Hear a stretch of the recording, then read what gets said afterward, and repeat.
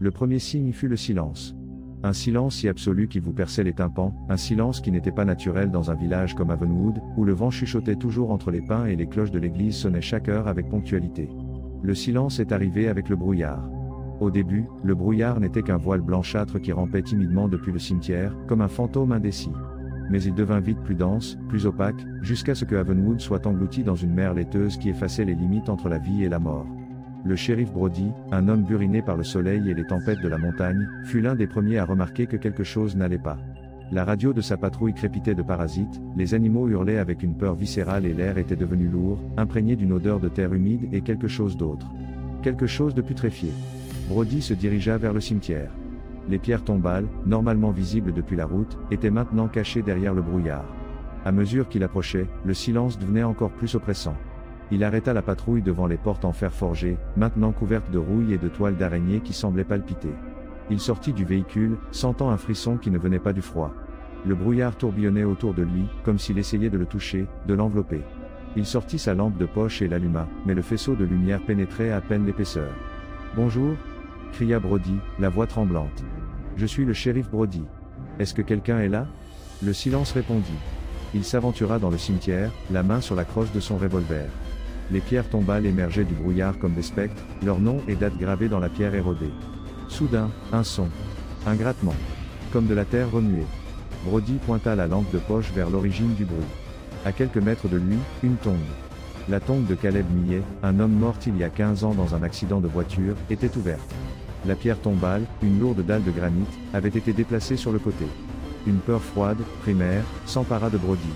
Lentement, il pointa la lampe de poche vers le trou sombre dans la terre. Et alors il le vit. Une main. Une main osseuse, couverte de terre et de morceaux de tissu pourri, émergea de la tombe. La main se tordit, s'accrochant au bord du trou. Puis, une autre main. Et puis, une tête. Caleb Millet. Ou ce qu'il en restait. Sa peau était grisâtre, ses yeux enfoncés et vides, remplis d'une obscurité insondable. La mâchoire pendait lâchement, révélant des dents jaunâtres et couvertes de saleté. Brody recula, trébuchant sur une pierre tombale. Il essaya de crier, mais sa voix resta coincée dans sa gorge. Caleb Millet se traîna hors de la tombe, se déplaçant avec une lenteur surnaturelle, comme une marionnette brisée. D'autres sons rejoignirent le grattement de la terre. Plus de tombes s'ouvraient. Plus de mains émergeaient. Plus de spectres se levaient de leur lit de mort. Brody courut. Il courut aussi vite que ses jambes le lui permettaient, de retour à la patrouille, de retour à Avonwood. Il devait alerter les gens. Il devait les avertir de l'horreur qui se préparait. Mais quand il arriva au village, il vit qu'il était déjà trop tard. Le brouillard avait envahi chaque rue, chaque maison. Et du brouillard, il surgissait. Les morts. Marchant, rampant, le regard fixé sur les vivants. Ils attaquaient avec une férocité silencieuse, leurs mains glaciales s'accrochant à la chair, leurs dents pourries mordant la vie. Le sang éclaboussait les rues, se mélangeant au brouillard, le teignant d'un rouge sombre et sinistre.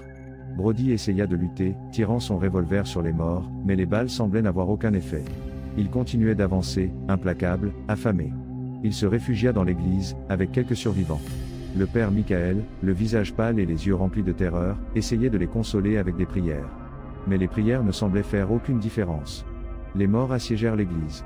Ils frappaient aux portes, grattaient aux fenêtres. Leurs gémissements gutturaux remplissaient l'air, résonnant dans les eaux. Alors, une voix.